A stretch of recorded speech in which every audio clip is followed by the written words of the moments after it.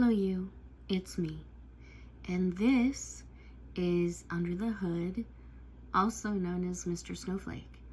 And I have only started watching him recently, mainly because French Fry Girl was showing some videos that he was doing on amberlynn, long videos, kind of documentary style, and I thought he was so thorough and so interesting. And then I found this other channel, Under the Hood, and I thought, oh, I'll watch this guy for a while. He seems very thoughtful and interesting, and he can also be very funny. So I was thrilled to watch him, and then suddenly he saw a discrepancy in a very important story. And I will warn now, I'm not going to get into major details or anything, but this is a trigger warning right now that we are talking about SA of a minor. So just let you know now, if this isn't for you, feel free to go. Otherwise, you can stay here. Like I said, I'm not going to get into a lot of detail, but this is important. Now, what he found out is recently, I guess, somebody had asked her about it, or oh, I remember what it was, is someone had asked her about her position on maps. We'll say that, maps. I hate that terminology because, in my opinion, these are very sick people who do criminal, terrible things, unforgivable things. But we're going to stick with the word maps because who knows how YouTube feels about these things. Anyway, she said that the original post she made about maps, it was 10 years ago, and she's changed a lot since then, and her thoughts have changed a lot since then, and they're gross, disgusting, horrible people. Okay, so honestly, she didn't necessarily answer the question, but she did, kind of. Anyway, we'll let that pass, whatever. All right. First, she said she supported them because it's not their fault that they feel the way they feel. And now they're disgusting, horrible people that should stay in jail. Okay. Then she discussed about, in the same post, she mentioned that she had also been SA'd by one of her father's, or not one, but she just said her father's friends. All right. And the reason why he picked up on this is because when she mentioned it previously, that's not what she said. She didn't say anything about her father's friends. What she said was she was 6 and it was a cousin. And then she clarified and said it was a female cousin and nobody reported it in the family. So she didn't get any jail time or anything like that. And then she changed it again and said that she was 7. Now, I know that when traumatic things happen to people, sometimes details can be lost. Sometimes they come back to you as well. So the age thing between 6 or 7, that I could understand because she would have been very young. 6 or 7 is still very young, and some details might have been confused. Anyway, I'm trying to make light because this is a really heavy subject, so I apologize. Anyway, so yes, age can be confusing at times, especially with something so traumatic. What doesn't make a lot of sense is that it was a cousin, then it was a female cousin, and then it was her father's friends. Those are very different stories. And although both could be true. Knowing Amber, I mean, I don't know her personally. I only know her through the videos that she shared and what she said. And I also know that she likes to say things that aren't true in order to get attention and to play the victim. Now, is that true here? Because they're very different stories. And usually when she's that inconsistent, sorry, my cat distracted me by running across the room real fast. When she's that inconsistent, usually there's a lie in there somewhere. But when it comes to SA, it's hard to point fingers and say, oh, you're lying. And I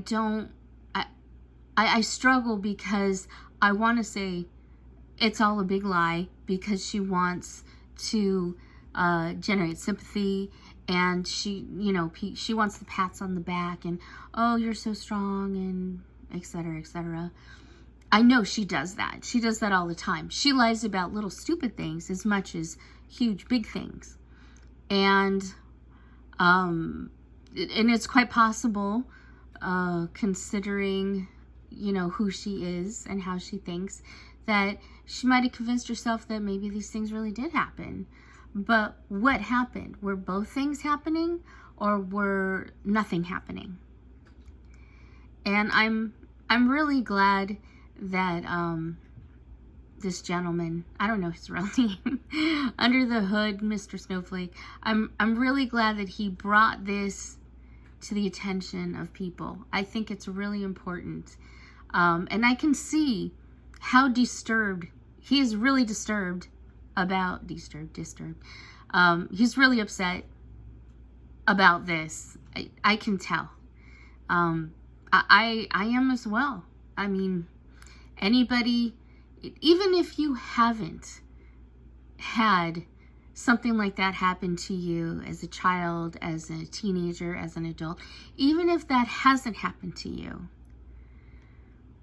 it's still traumatic. It affects me. I'm sure it affects you to hear something like that would even be possible. So the possibility that she could be lying about it is just unbelievable. And it would truly make her more of a monster, certainly, than I think that she is. I mean, dancing around a child's grave, not getting the child's age right when they died, that was unbelievable. I was shocked. I'm still shocked that somebody could do that, going to the gravesite of a little girl, and acting as if it didn't matter. It's disgusting. That too has really got me. And that's something she actually did. It's in the videos. It's in the videos. And I couldn't believe that. But lying, or potentially lying or embellishing on a story of SA. I think about that girl, they called her Mattress Girl.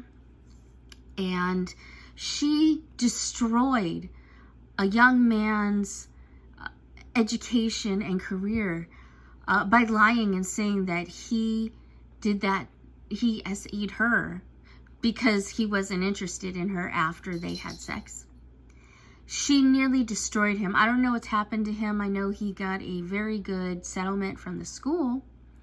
That's all I really know. I know what happened to her afterwards. Maybe a year or two later, she was having a showing in LA. I know that because I live here. But showing off her artwork. So she was rewarded for lying.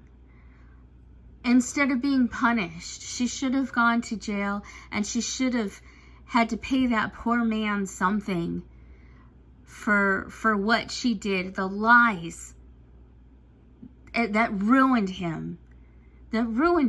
People still believe that he's guilty, and he did nothing to her. Nothing wrong. And so I think of that young man, and I think of how horrific that must be, that wherever he goes for the rest of his life, people could still recognize his name and say, oh yeah, you're terrible, you're horrible, you should be in prison. And with Amber, I don't know that she claimed that she told her mother and was too afraid to tell anybody else. My fear is that nothing happened. And again, if that's what happened, then she's really a filthy, disgusting, subhuman, not even human being. If it's on the other side where maybe both things happened at different times, you know, I feel terrible for that, but I struggle to believe anything she says anymore. And with this gentleman bringing this up, it shows just, she's just not a good person. It has nothing to do with her weight. It's all to do with her personality, her character or lack of character. And it just makes me ill and wonder if I should even continue talking about her, because, you know, some of the stupid things she says, they're funny, they're quirky. The way that she is so invested in being a writer, but she can't get her words straight. Buffett comes to mind. I mean, she's just a big liar. Oh, and the big thing about the dancing, how someone said she was there and all she did was pass out water. It sounds legit to me, although maybe we'll never know for sure. But, and then Destiny coming out with a lot of things that, just the little lies that Amber said. She's so hard to believe in anything. I wonder if I should even bother with her anymore. Her videos are boring anyway. I don't particularly like her, and yet I still, because she is a human being, want her to get better and get healthy and become a better person. But I don't know if that's going to happen. I don't know if she has that in her. If she could potentially, allegedly, lie about something so serious just to get attention, just to get some sympathy. Yeah, I don't want to give her any more attention. She's gross. Anyway, that's all I got to say.